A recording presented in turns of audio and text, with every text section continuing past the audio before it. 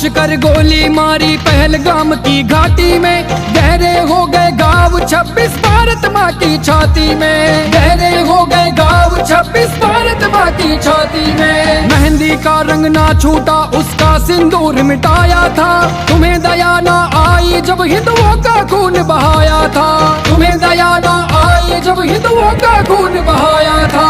कश्मीर की घाटी घायल घायल हिंदुस्तान है, हिंदू होकर नहीं सुरक्षित कैसा हिंदुस्तान है, हिंदू होकर नहीं सुरक्षित कैसा हिंदुस्तान है।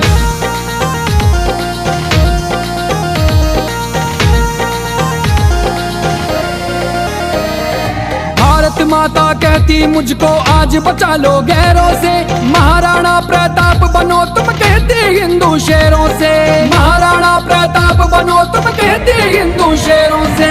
कब तक चुप कर वारी करोगे, कब तक जान बचाओगे, ऐसी मौत तुझे हम देंगे कफन नहीं तुम पाओगे, ऐसी मौत तुझे हम देंगे कफन नहीं तुम पाओगे।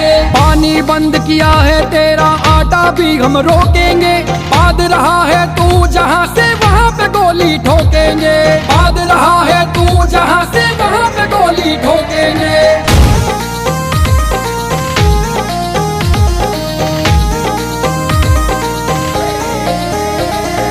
रिश्ते में हम बाप तेरे तू नालायक औलाद है, पाक तेरी तो खैर नहीं अब सेना ये आजाद है, पाक तेरी तो खैर नहीं अब सेना ये आजाद है। सौगंध हमें इस मिट्टी की हमें भारत देश बचाना है, भारत की रक्षा के लिए अब वीर शिवा बन जाना है, भारत की रक्षा के लिए अब वीर शिवा बन जाना है। भारत मेरी माता है और माटी मेरा चंदन है, दुनिया से क्या डरना मेरा रखवाला रघुनंदन है, दुनिया से क्या डरना मेरा रखवाला रघुनंदन है। धर्म पूछ कर गोली मारी पहलगाम की घाटी में, गहरे हो गए घाव 26 भारत माँ की छाती में, गहरे हो गए घाव 26 भारत माँ की छाती में। मेहंदी का रंग ना छूटा उसका सिंदूर मिटाया था, तुम्हें दया ना आई जब हिंदुओं का खून बहाया था, तुम्हें दया ना आई जब हिंदुओं का खून बहाया था।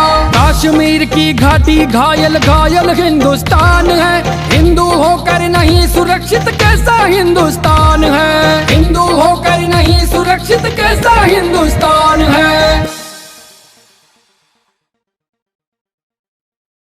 लोग बोलते हैं कि स्टार लोग जाके डांस करते हैं पार्टीज में, ये वो वेडिंग में, तो क्या हुआ करते हैं, तो वही तो प्रोफेशन है उनका, भांडी तो है हम। इसमें क्या प्रॉब्लम है?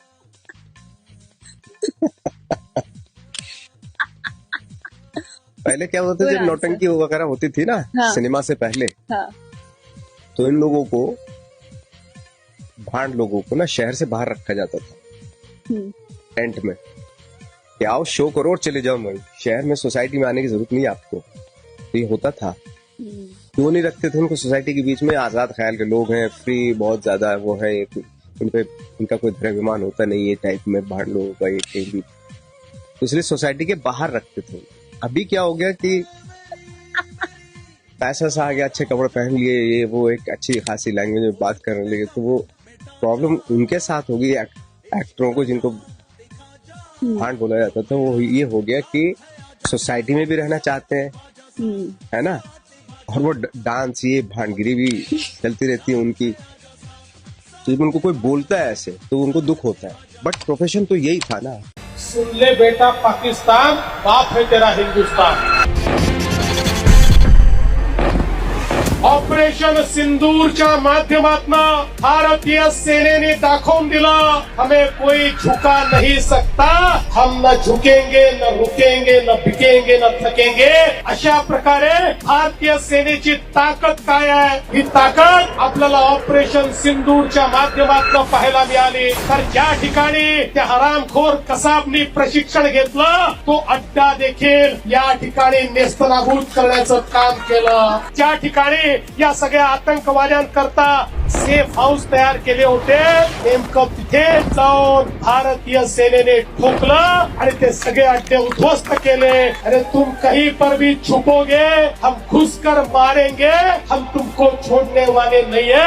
हे या ठिकाणी भारतीय सेनेने दाखवून दिलं. आमची डिफेन्स सिस्टीम इतकी मजबूत आहे की त्याच्यामध्ये घुसण्याची ताकद पाकिस्तानची नाही. एकही हल्ला पाकिस्तान भारतावरचा यशस्वीपणे करू शकला नाही. भारताचा तिरंगा असाच फडकत राहील, या तिरंग्याला असाच सन्मान मिळत राहील.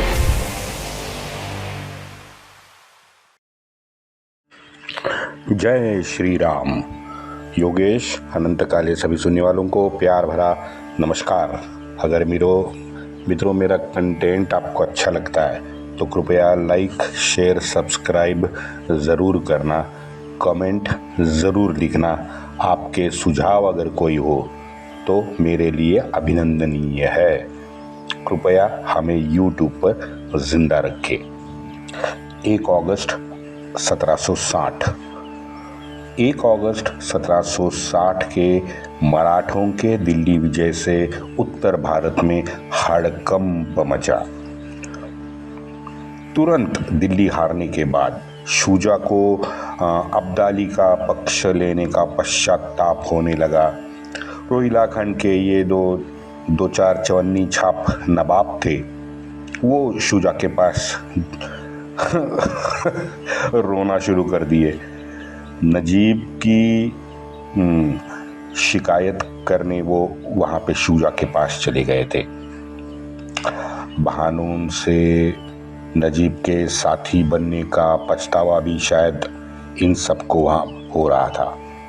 अहमद शाह बंगश हो या हाफिज रहमत खान हो, उन दोनों को मराठों के प्रति स्नेह भावना जागरूक हो गई और उन्होंने वैसे सार्वजनिक वक्तव्य जनता के सामने दे डाले।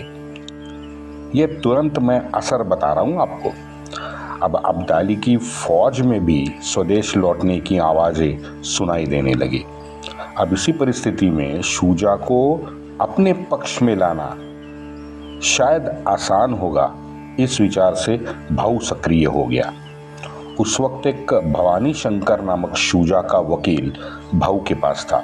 भाऊ ने उस भवानी शंकर वकील के जरिए बातचीत का एक नया चैनल खोल दिया।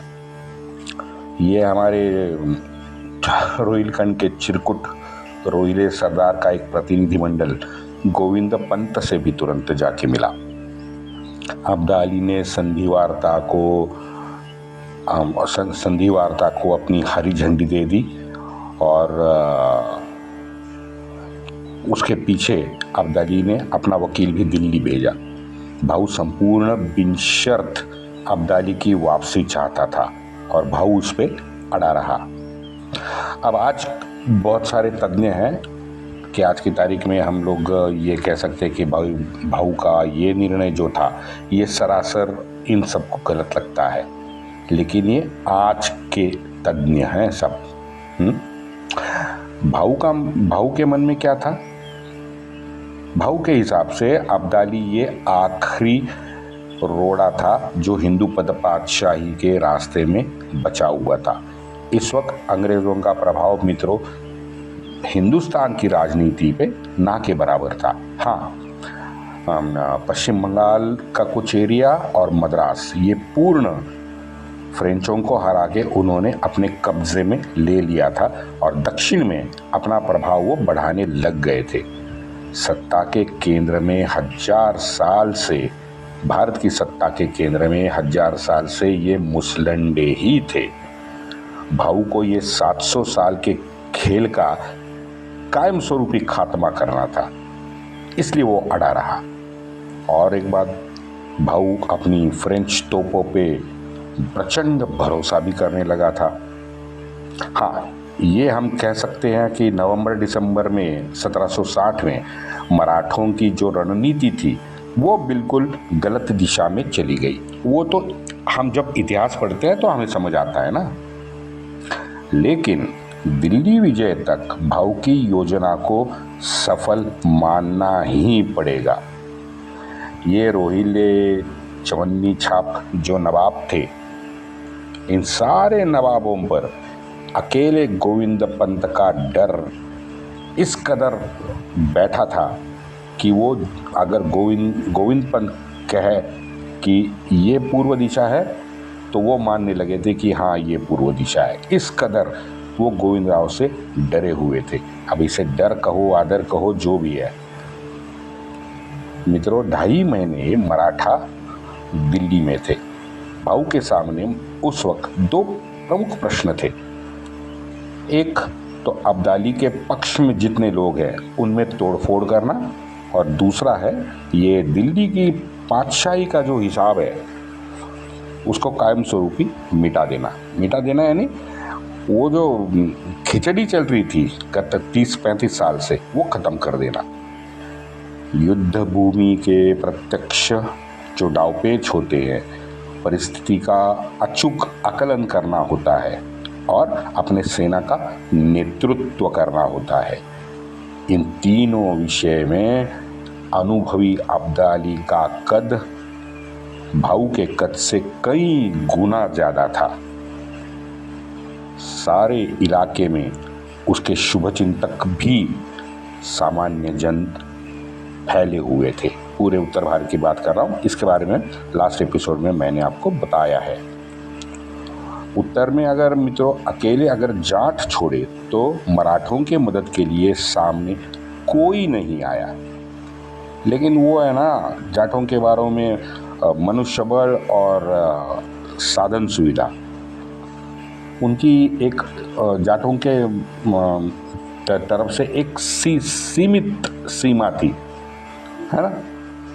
उनके पास बहुत मनुष्यबल था ऐसा भी नहीं था, साधनों की भरमार थी ऐसा भी नहीं था। तो एक सीमित सीमा थी उनकी मदद करने की। और ये अब की बार ये जो युद्ध है, ये अब्दाली और मराठी के बीच में जो युद्ध हुआ है वो जाटों के क्षमता के बाहर का युद्ध भी था और जाटों के क्षमता के बाहर की राजनीति भी हो रही थी। कुछ ने लिखा है कि भाई 2 बिल्ली को लड़ा के बंदर खाना ले उड़ा। मित्रों, प्रत्यक्ष में ये वाक्य जो है ये पूरा का पूरा नैरेटिव बदलने के लिए लिखा गया है। सोचो, आपने भारत के धर्मांतरित धोती छोड़ शलवार पहनाने वाले सड़क छाप कायर कीटकों से मराठों की तुलना कैसे की भाई? हाँ, अब्दाली यहाँ टहलने आया था, घूमने आया था।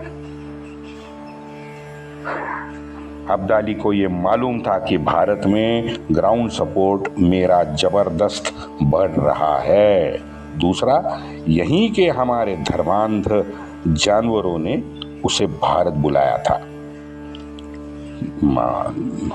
अब्दाली को भी पैसे की जरूरत थी क्योंकि उसको ईरान के शाह से युद्ध लड़ना था। मौका अच्छा लगा तो यहाँ पे चला आया। ये धर्म का जो तड़का हमारे यहाँ के धर्मांध जानवरों ने लगाया, वो तड़का लगाने से उसको भला क्या प्रॉब्लम होगा? वो तो जन्मजात का योद्धा था।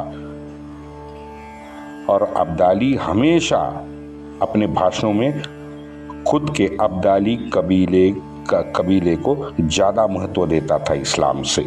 उसके हर एक भाषण में उसने अब्दाली कबीले का नाम लिया है। अच्छा, उसका लक्ष्य भारत कभी भी नहीं था, उसका लक्ष्य प्रशिया था। और धर्म के एंगल को छुपाने के लिए ये हमारे यहाँ के दरिंदे हमें गलत दिशा में ले जाते हैं। भला हो वो इंटरनेट देवदूत का कि उसी के कारण ये सभी इनके झूठे नैरेटिव है ना आजकल नंगे होने लगे हैं। वो मणिशंकर देखा ना, कुत्ता, वो पाकिस्तान के टीवी पे मोदी को हटाओ और मोदी को हटाने के लिए आप हमारी मदद करो भौंक रहा था ना। क्या हुआ? चाय का ठेला खोल रहा था कांग्रेस अधिवेशन के बाहर। इतने हरामी कमीने कुत्ते हैं ये मणिशंकर जैसे हमारे यहाँ पे। मित्रों, मल्हारबा आज भी जो मराठों की रणनीति बनाते थे या योजना कार्यान्वित करने के लिए जो विचार विमर्श करते थे, ऐसे प्रमुख सरदारों के साथ या भाऊ के आसपास, भाऊ के साथ आज भी नहीं थे। बस याद दिला रहा हूं। 70 साल के आसपास के हो गए थे। प्रत्यक्ष लड़ाई तो जाहिर है, प्रत्यक्ष लड़ाई तो कर नहीं सकते थे, लेकिन प्रश्न ये है कि आपने सर्वथा निवृत्ति भी तो नहीं ली थी। हाँ, आपने देखा ना हमारे आदरणीय लाल कृष्ण आडवाणी जी की तरह। लाल कृष्ण आडवाणी जी सत्ता के केंद्र में तो रहना चाहते थे ना, वैसे ही मल्हारबा थे। आपके विचारों से पूरी तरह से अलग एक नए सोच के नए युवाओं की एक नई टीम बनी थी। भाई उनके साथ विचार विमर्श करते, वार्तालाप करते, उन युवकों को समझाते, अपने अनुभव बताते, पर्याय सुझाते। हाँ, भले वो पर्याय उनको बुरा लगे अच्छा लगे वो बात की बात है, लेकिन आपके अनुभव के 4 बोल तो सुनाते। 1760 में दिल्ली में ये मानना पड़ेगा कि मराठी सरदारों में अनन्य साधारण एकजुटता हमें दिखती है। वरना बताओ, स्काई हाई ईगो रखने वाले ये हमारे पराक्रमी मराठा सरदार, भाई कहते हैं एक म्यान में 2 तलवारें नहीं रह सकती। यहाँ तो 8-10 सारी महारथी तलवारें भाऊ का नेतृत्व स्वीकार के एक साथ परस्पर समन्वय रखते हुए काम कर रहे थे। ये मानना पड़ेगा और ये आपको बताना भी पड़ेगा। पेशवा दिल्ली का बादशाह तो कभी नहीं बनना चाहता था। बाजीराव ने मराठों की सीमा दिल्ली में तय कर दी थी। 1, तैमूर खानदान का बादशाह हो। 2, अर्थ खाते और संरक्षण, ये 2 खाते मराठों के हाथ हो। सीधी सरल लक्ष्मण रेखा बाजीराव ने पहले ही खींच दी थी। वो हत्या जिसकी कर दी आलमगीर, उसका 1759 का फरमान मैंने आपको सुनाया है पीछे। उसके फरमान के अनुसार ही सदाशिवराव भाऊ आज काम कर रहा था। और दादाजी ने तो मराठों की उत्तर की राजनीति में अपना दायरा स्पष्ट ऑलरेडी तकरीबन 20 साल पहले ही तय कर दिया था। दादाजी यानी सदाशिवराव भाऊ के दादाजी। अब इसके चलते शाह आलम को दिल्ली स्थापित करने की हलचलें भाऊ ने तेज कर दी। वो टर्की अली गौहर अब्दाली के जाने तक दिल्ली ना लौटने पर पूरी तरह से वहां प्रयागराज में अड़ा रहा। शुजा के टुकड़ों पे प्रयागराज में ये वहां भी अय्याशी कर रहा था। इतना हरामी था, देख लो। नजीब बड़ा बुद्धिमान और शातिर खिलाड़ी निकला। नजीब ने सारे उत्तर में एक अफवाह उड़ा दी। वो अफवाह क्या थी?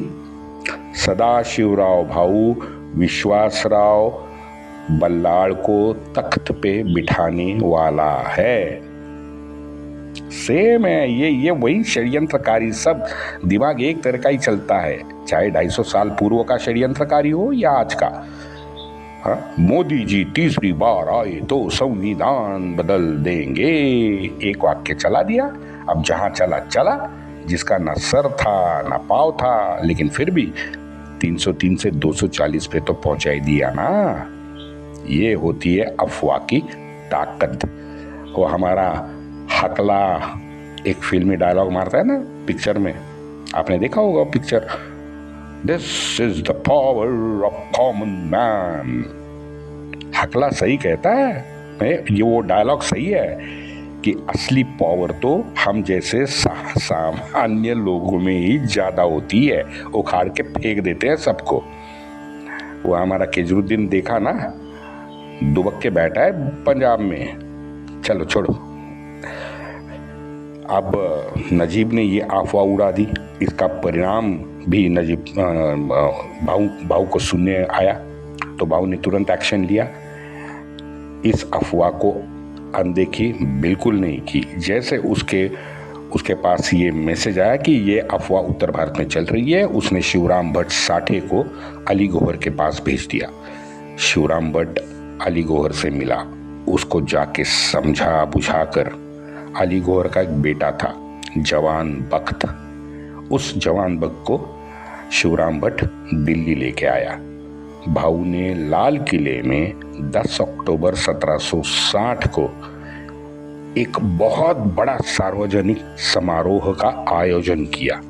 उसमें दिल्ली के सभी अशराफ उसने बुला लिए और ये आयोजन करके ये जवान बख्त को वली अहद के पद पर स्थानापन्न किया। वली अहद यानी शहजादा, युवराज, उस पद पर स्थानापन्न कर दिया।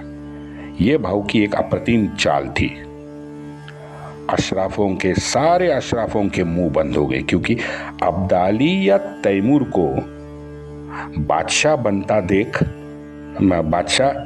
बनता कोई नहीं देखना चाहता था। मैं दिल्ली के अशराफों की बात कर रहा हूं, क्योंकि ये सारे भ्रष्ट मंगोल और तुर्की जात के चहेते अशराफ थे, सुन्नी थे। अच्छी सिया सुन्नी वो बाद में बताऊंगा, लेकिन वो यही चाहते थे कि ये मंगोल और टर्की से बनी ये जो भ्रष्ट नस्ल भारत में है ना, उस जात की हो। अब मलिक ज़मानी का भी उसको विरोध था, क्योंकि वो भी तो भाई इस भ्रष्ट नस्ल की भोपाल की लौंडी थी, तो उसे भी अच्छा नहीं लगा था। गाजिउद्दीन तब तक जाट के आश्रय में वहाँ पे उनके पास था। वैसे भी ये जो दिल्ली के मौला मौलवी आलिम थे ना, इन सभी ने गाजिउद्दीन को मुस्लिम धर्म से कब का निष्कासित कर दिया था। निष्कासित होने की वजह से सामान्य तौर पे उसकी कोई हैसियत अब बची नहीं थी, लेकिन हमारे शिंदे होलकर उसी गाजिउद्दीन को वजीर बनाने वापस दिल्ली लाना चाहते थे, बताओ। और भाऊ तो शुजा को अब्दाली से तोड़ना चाहता था, तो उसके हाथ में कार्ड कौन सा था? शुजा को वजीर बनाओ। तो भाऊ शुजा को वजीर देना चाहता था। अब आज के कुछ विद्यापीठ के लेखों में मैंने ये पढ़ा है कि भाई अब्दाली, शुजा, इन सभी की वजीरी को लेके जो बात है, इसको बहुत बड़ा चढ़ाकर वो बताते हैं। और जाटों का मराठों से जो जाटों की नाराजगी हुई, उसका प्रमुख कारण शुजा की वजीरी को बताते हैं कि भाऊ चाहता था कि शुजा वजीर हो जाए। दरअसल ये निराधार है, ये कारण नहीं था। आगे मैं बताऊंगा क्या हुआ। और वैसे मैंने ऊपर ही कहा था कि ये जो 1760 का अब्दाली वर्सेस मराठा खेल चल रहा था, ये जाटों के क्षमता से कई गुना ज्यादा बड़ा खेल था। और दिल्ली तो रणनीति राजनीति के लिए बदनाम हो ही गई थी। सुनाएंगे इसके आगे की दास्तान कल। वंदे मातरम।